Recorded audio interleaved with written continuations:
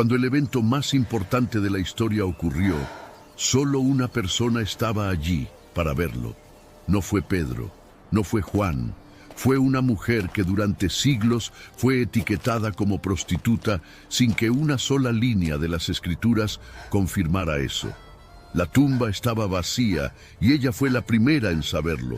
Su nombre es María Magdalena y su historia real fue enterrada bajo capas de distorsión que comenzaron en el siglo VI. Para entender cómo sucedió esto, necesitas volver al principio. No al principio del error, sino al principio de la mujer. El nombre Magdalena no es apellido, es referencia geográfica. Ella era María de Magdala, una ciudad en la costa occidental del mar de Galilea. Eso ya dice algo importante. En la cultura judaica del primer siglo, las mujeres eran identificadas por el nombre del padre, del marido o del hijo. María, madre de Jesús. María, mujer de Cleofás.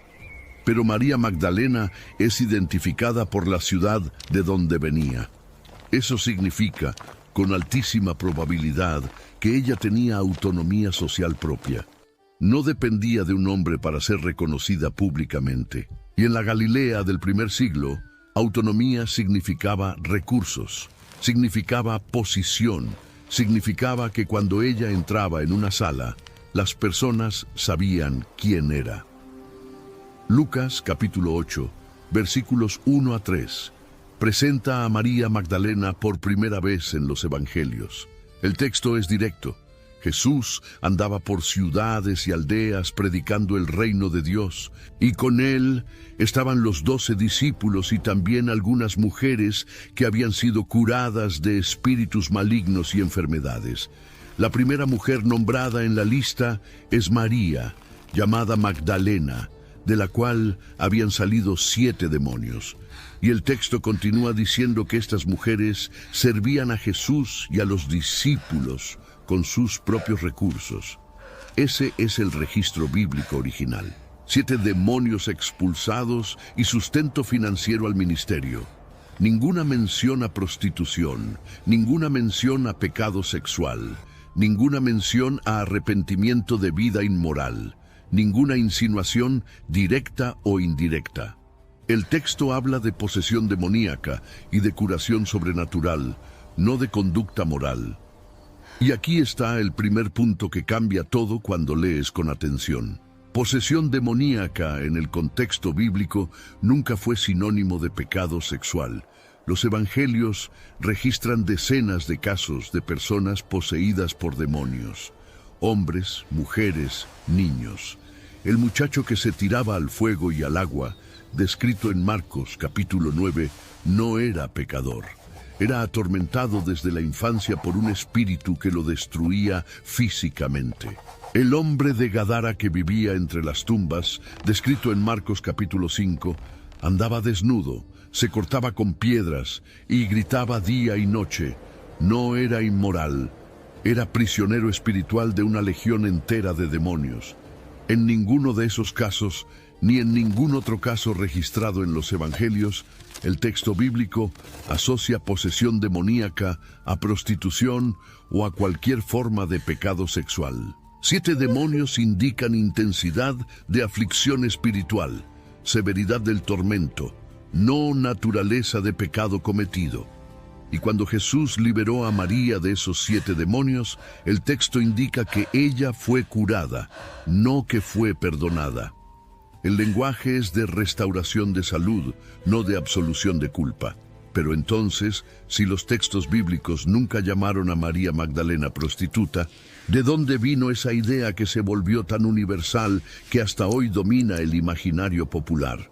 La respuesta tiene nombre, fecha y dirección.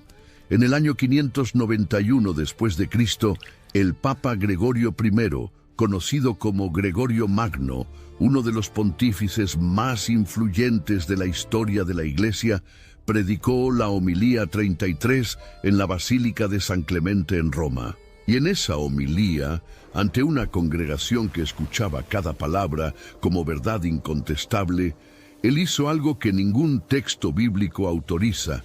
fusionó tres mujeres completamente diferentes en una única persona. La primera mujer es María Magdalena, mencionada en Lucas capítulo 8, curada de 7 demonios, financiadora del ministerio. La segunda es la pecadora anónima de Lucas capítulo 7, versículos 36 a 50. Esta mujer es descrita apenas como pecadora en la ciudad. Entró en la casa de Simón, un fariseo, durante una cena. Trajo un vaso de alabastro con perfume. Se posicionó detrás de Jesús, a los pies de él, llorando. Las lágrimas mojaron los pies de Jesús. Ella los enjugó con sus propios cabellos, besó los pies y ungió con el perfume. El fariseo pensó consigo mismo que si Jesús fuera profeta, sabría qué tipo de mujer lo estaba tocando.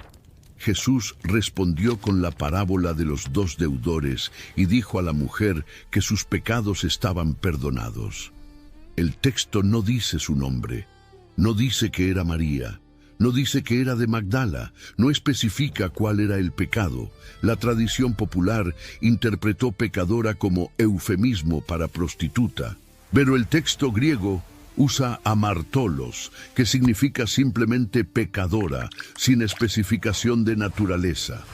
La tercera mujer es María de Betania, hermana de Lázaro y Marta, mencionada en Juan capítulo 11 y 12, mujer devota que se sentaba a los pies de Jesús para oír sus enseñanzas y que ungió los pies de él con nardo puro antes de la crucifixión.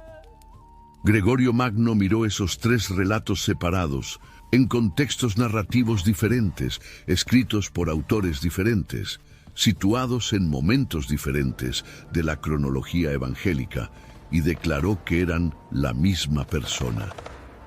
La pecadora anónima de Lucas 7, María de Betania y María Magdalena, se volvieron una única mujer en la imaginación del cristianismo occidental. Y como la pecadora anónima era asociada a pecado, posiblemente sexual, y como María Magdalena tenía 7 demonios, Gregorio concluyó que los 7 demonios representaban en realidad los 7 pecados capitales, siendo la lujuria el más prominente. En sus propias palabras, declaró que María usó el perfume para perfumar la propia carne en actos prohibidos, y que los cabellos que antes servían para adornar el rostro, ahora servían para enjugar los pies de Cristo. La prostituta arrepentida más famosa de la historia no nació en los evangelios. Nació en un púlpito romano del siglo VI, en la boca de un papa que leyó 3 textos diferentes y decidió que eran uno solo. El efecto fue devastador y permanente por más de un milenio. La homilía de Gregorio no era opinión personal de un sacerdote oscuro en una parroquia rural. Era declaración oficial del obispo de Roma, el líder espiritual supremo de la cristiandad occidental, el hombre cuya palabra tenía peso de doctrina. Y cuando el papa hablaba, el mensaje se esparcía como ley canónica por todo el territorio cristiano. Predicadores en cada diócesis de Europa incorporaron la fusión a los sermones. Catequistas enseñaron generaciones enteras que Magdalena era la prostituta redimida. La historia se volvió pieza central de la pedagogía moral cristiana. El mensaje era conveniente y poderoso. Si hasta una prostituta podía ser perdonada por Jesús, entonces cualquier pecador podía tener esperanza. El problema es que la base del mensaje era falsa. Artistas comenzaron a pintar a María Magdalena según la versión de Gregorio. Cabellos largos y sueltos, símbolo de sensualidad, ropas sugestivas o semidesnudas, mirada de arrepentimiento vuelta hacia el cielo, vasos de perfume a los pies, lágrimas escurriendo. La iconografía se cristalizó en cientos de obras renacentistas y barrocas que se volvieron más conocidas que los propios textos bíblicos. Tiziano pintó la Magdalena penitente con senos parcialmente expuestos, cabellos cubriendo el cuerpo. Caravaggio pintó a Marta reprendiendo a Magdalena, retratada como mujer mundana sosteniendo un espejo, símbolo de vanidad. El Greco pintó a la penitente en éxtasis, ojos llenos de lágrimas vueltos hacia lo alto. Georges de la Tour pintó a Magdalena meditando a la luz de una vela, cráneo humano delante de ella, símbolo de mortalidad y arrepentimiento. Estas imágenes circularon por iglesias, palacios y museos de toda Europa. Y fueron más eficaces que cualquier sermón, porque la mayoría de las personas en la Edad Media y en el Renacimiento no leía los evangelios en griego o latín. Recibía la narrativa bíblica a través de imágenes vitrales y predicaciones orales. Y todas esas fuentes repetían el mismo error. La fusión se esparció para la literatura devocional, para las hagiografías medievales y para el folclore religioso popular. Surgieron leyendas elaboradas sobre Magdalena después de la ascensión de Cristo. Una de las más populares decía que ella había viajado en barco hasta la costa de Provenza, en el sur de Francia, acompañada de Lázaro, Marta y otros discípulos. Según esa tradición, Magdalena se retiró a una cueva en la montaña de Sainte-Baume y pasó 30 años en penitencia absoluta, sin comida humana, alimentada diariamente por ángeles que la elevaban 7 veces al día para oír coros celestiales. La historia era completamente fabricada, sin ninguna base bíblica o histórica, pero generó uno de los circuitos de peregrinación más lucrativos de la Europa medieval. La Basílica de Santa María Magdalena, en Vézelay, en Borgoña, consagrada en el XI siglo, atraía miles de peregrinos. Reliquias, supuestamente de ella, eran veneradas en por lo menos 4 locales diferentes en Francia. Y todo eso alimentaba y reforzaba el mito de la prostituta arrepentida que encontró redención a los pies de Cristo. Pero había un detalle textual incómodo que la fusión de Gregorio necesitaba ignorar para funcionar. La cronología interna de los evangelios no permite la identificación de las 3 mujeres como una única persona. Lucas presenta a la pecadora anónima en el capítulo 7 y a María Magdalena en el capítulo 8. Son pasajes consecutivos, separados por una transición narrativa clara. Si fueran la misma mujer, Lucas habría hecho la conexión explícita. Él era médico por formación, investigador por temperamento, escribiendo para Teófilo con objetivo declarado de presentar relato ordenado y verificado de los hechos. Lucas, capítulo 1, versículos 1 a 4, deja esa intención absolutamente explícita. Un escritor con ese nivel de rigor investigativo y compromiso con la precisión no presentaría a la misma mujer en 2 capítulos consecutivos sin identificarla. La separación textual entre la pecadora anónima y María Magdalena no es accidental, es deliberada, y eso no es peculiaridad de Lucas. Juan es aún más claro. En Juan capítulo 11, María de Betania es presentada explícitamente como la que ungió al Señor con perfume y le enjugó los pies con sus cabellos, y el texto inmediatamente la identifica como hermana de Lázaro, que estaba enfermo. Es María de Betania quien unge los pies de Jesús, no María Magdalena. Y Juan deja eso absolutamente inequívoco porque escribe justamente para clarificar hechos que en su época ya estaban siendo distorsionados. Juan, capítulo 20, versículo 31, establece el propósito del Evangelio. Estas cosas fueron escritas para que creáis que Jesús es el Cristo, el Hijo de Dios, y para que creyendo tengáis vida en su nombre. No hay espacio en ese proyecto para confusión identitaria accidental. Cuando Juan menciona a María Magdalena en el capítulo 20, en el relato de la resurrección, él no la confunde con María de Betania y no hace referencia a ninguna historia de unción con perfume, porque no es la misma persona. Marcos también mantiene las identidades separadas. En Marcos capítulo 14, durante la cena en Betania, en la casa de Simón el leproso, una mujer entra con un vaso de alabastro lleno de perfume de nardo puro, muy caro. Rompe el vaso y derrama el perfume sobre la cabeza de Jesús, no sobre los pies. Los discípulos se indignan por el desperdicio. Jesús los reprende y dice que ella hizo una buena obra. Y después dice que donde quiera que el Evangelio sea predicado en todo el mundo, lo que ella hizo será contado para memoria de ella. Esa mujer no es nombrada por Marcos en ese momento específico. Pero cuando Marcos llega al relato de la crucifixión y de la resurrección, capítulos 15 y 16, él nombra explícitamente a María Magdalena como una de las mujeres que observaban desde lejos la crucifixión, que vieron dónde fue colocado el cuerpo y que fueron al sepulcro en el primer día de la semana llevando especias aromáticas. No hay fusión, no hay confusión. María Magdalena es mencionada por nombre como testigo separada, con identidad propia. Mateo sigue el mismo patrón. En Mateo, capítulo 26, la unción en Betania ocurre en casa de Simón el leproso.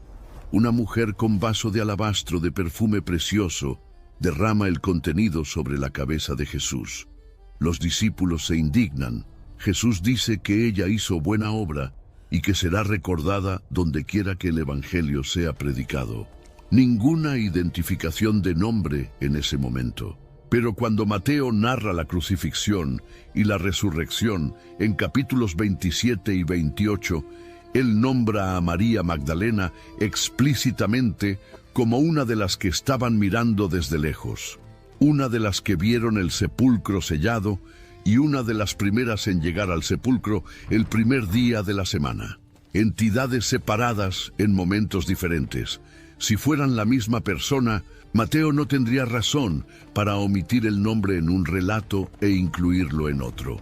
Entonces, si todos los 4 evangelistas, escribiendo independientemente en décadas diferentes para audiencias diferentes, mantienen María Magdalena separada de la pecadora anónima de Lucas 7 y de María de Betania en Juan 11 y 12, ¿cómo es posible que una homilía romana del siglo VI haya conseguido fundir lo que los textos originales nunca fundieron? La respuesta está en el contexto cultural y teológico de la Iglesia occidental en el período post-romano. Gregorio Magno no estaba inventando doctrina de la nada, estaba operando dentro de un ambiente donde las fronteras entre historia bíblica, tradición oral e interpretación alegórica ya eran extremadamente porosas. La fusión era pedagógicamente útil.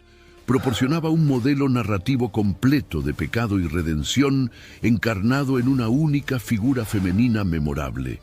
Pero la utilidad pedagógica no justifica distorsión textual.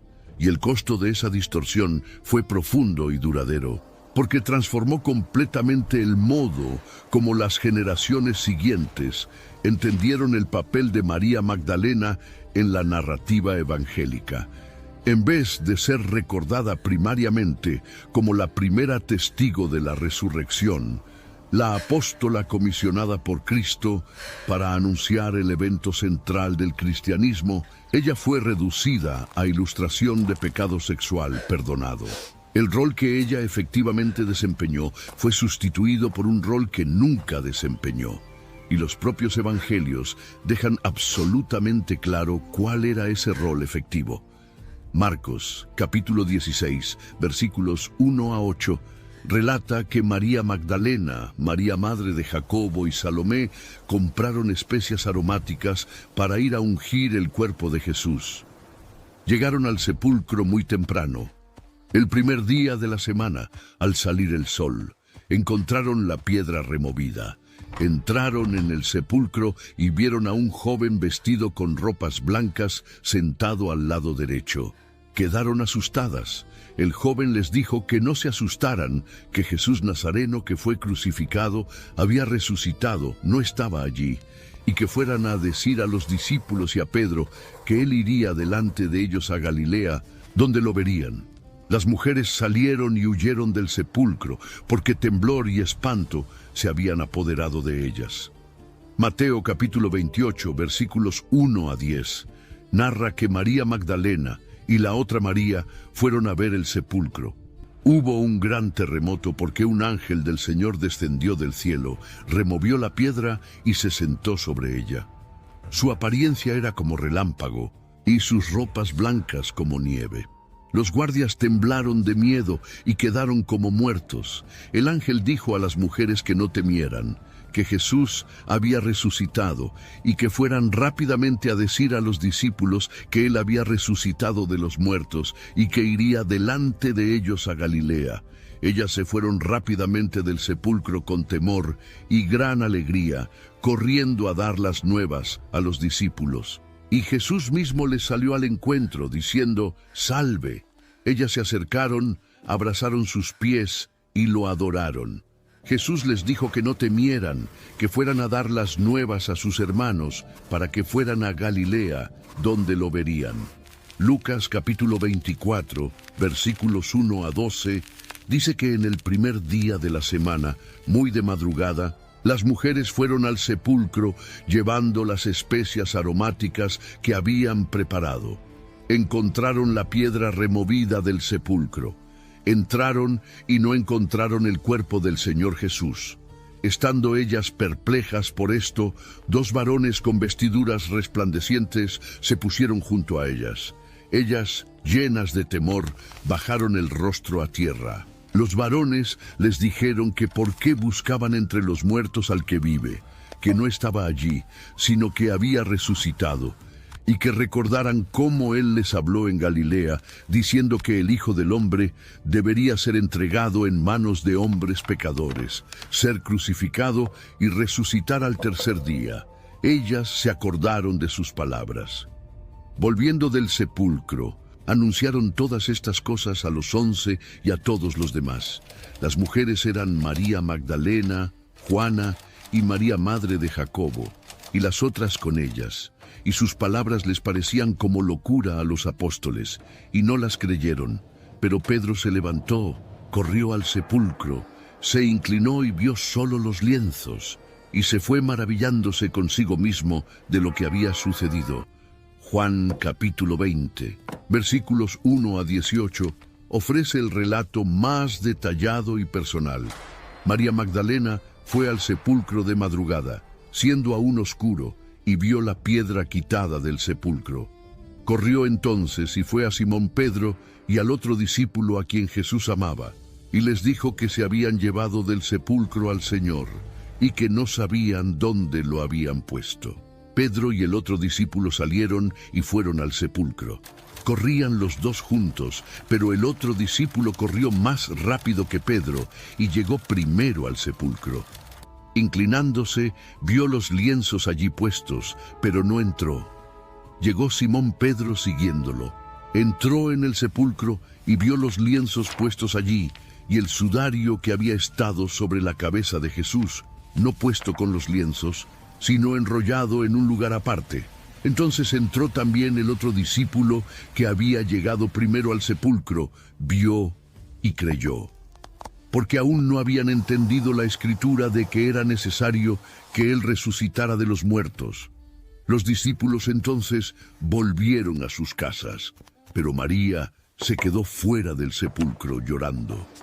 Y mientras lloraba, se inclinó para mirar dentro del sepulcro. Vio dos ángeles con vestiduras blancas, sentados donde había sido puesto el cuerpo de Jesús, uno a la cabecera y otro a los pies. Le dijeron, «Mujer, ¿por qué lloras?» Ella les respondió que porque se habían llevado a su Señor y no sabía dónde lo habían puesto.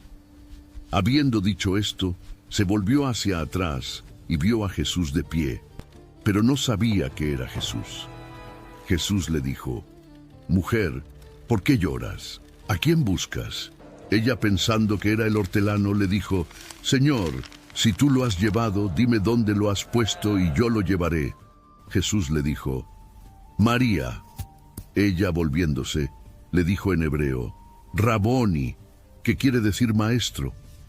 Jesús le dijo que no lo tocara porque aún no había subido al Padre, pero que fuera a sus hermanos y les dijera que subía para su Padre y Padre de ellos, para su Dios y Dios de ellos.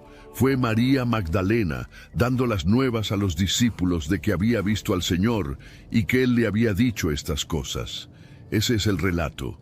María Magdalena es la primera en llegar al sepulcro, la primera en descubrir que estaba vacío, la primera en reportar a los apóstoles, la primera en ver a Jesús resucitado, la primera en oír su voz después de la resurrección, la primera comisionada para llevar el mensaje de la resurrección a los otros discípulos.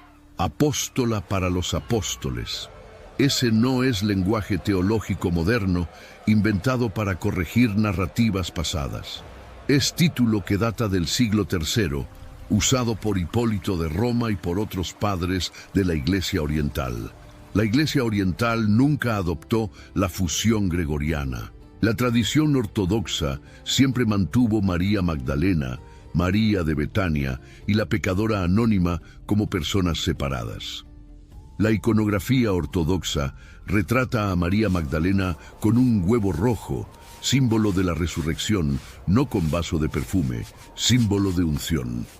El huevo rojo viene de una leyenda oriental que cuenta que María Magdalena fue a Roma después de la ascensión de Cristo, consiguió audiencia con el emperador Tiberio y anunció la resurrección de Jesús.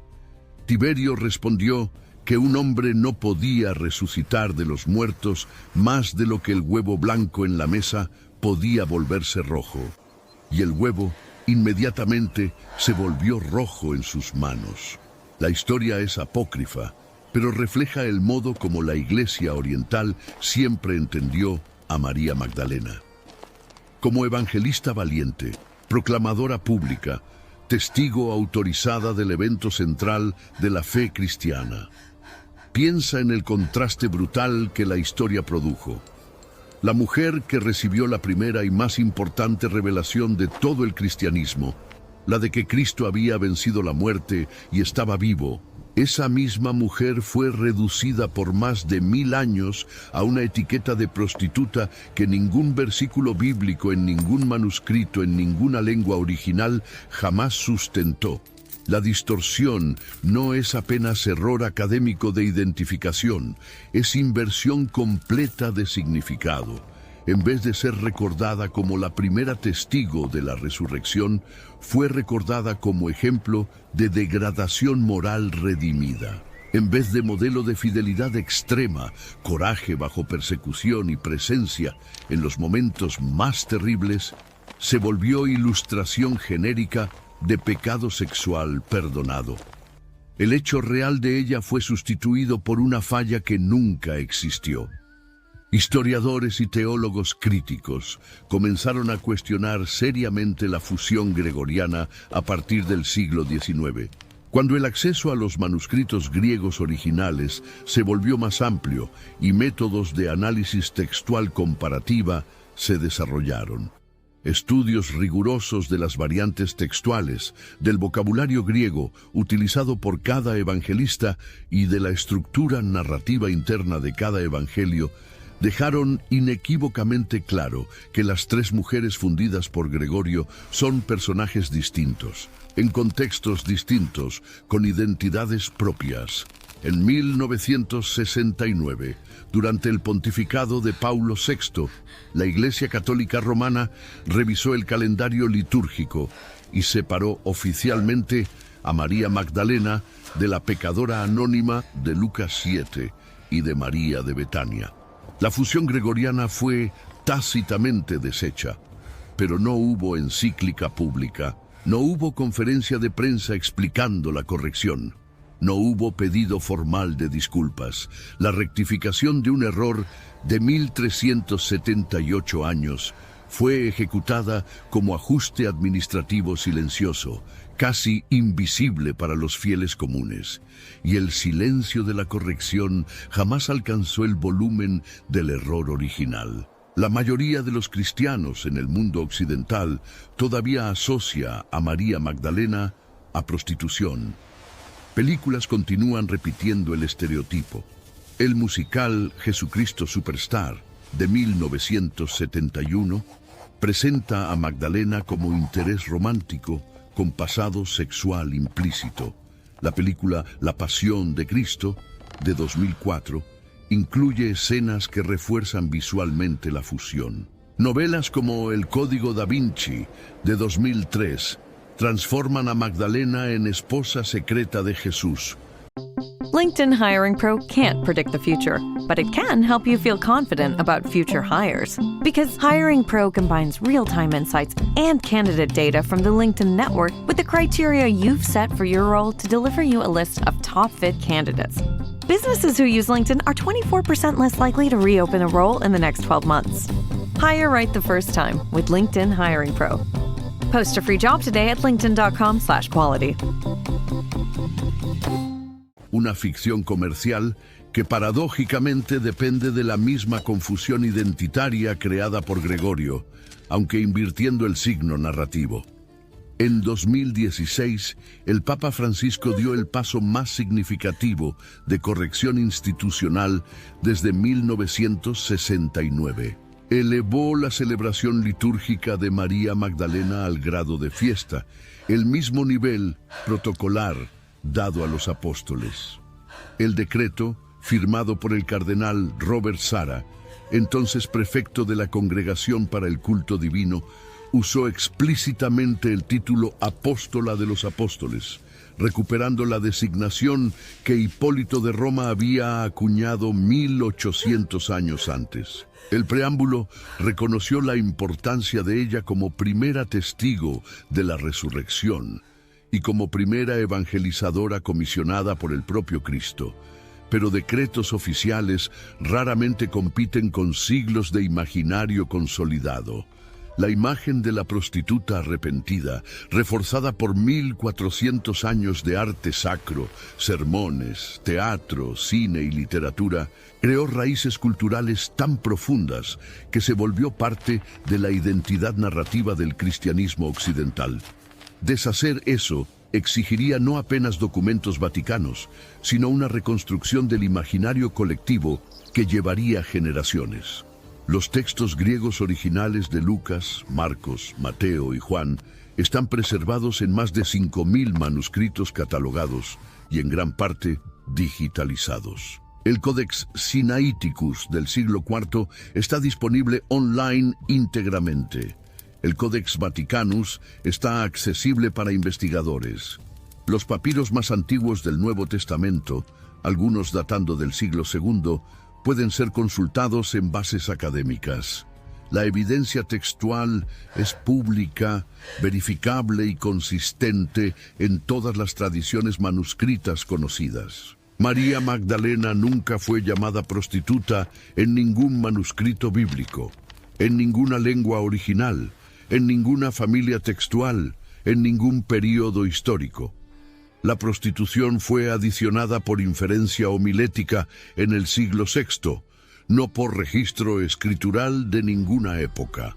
Magdala, la ciudad de donde ella venía, fue redescubierta por arqueólogos en 2009 durante obras de construcción de un centro de retiros a las márgenes del mar de Galilea. Las excavaciones revelaron una sinagoga del primer siglo con mosaicos elaborados, una de las más antiguas jamás encontradas en Galilea. Encontraron monedas, cerámica, evidencias de instalaciones para procesamiento de pescado y señales claras de una comunidad próspera y económicamente activa, ligada al comercio pesquero en larga escala en el lago. No era una aldea marginal o insignificante. Era un centro económico real con infraestructura sofisticada, y la mujer que llevaba el nombre de esa ciudad en los evangelios no era una figura periférica ni socialmente despreciada. Durante siglos, intentaron reducir a María Magdalena a un estereotipo conveniente, la pecadora que fue salvada. Pero los textos bíblicos, los registros arqueológicos y la tradición oriental cuentan una historia completamente diferente, la de una mujer con recursos propios, con presencia documentada en los momentos más críticos de la narrativa evangélica y con un papel tan central que los propios evangelistas, escribiendo décadas después de los eventos, hicieron cuestión de registrar su nombre repetidas veces cuando otros nombres fueron olvidados. La etiqueta de prostituta fue una construcción humana. Lo que los documentos preservaron es otra cosa. Y generalmente, cuando la arqueología y los textos originales concuerdan, vale prestar atención.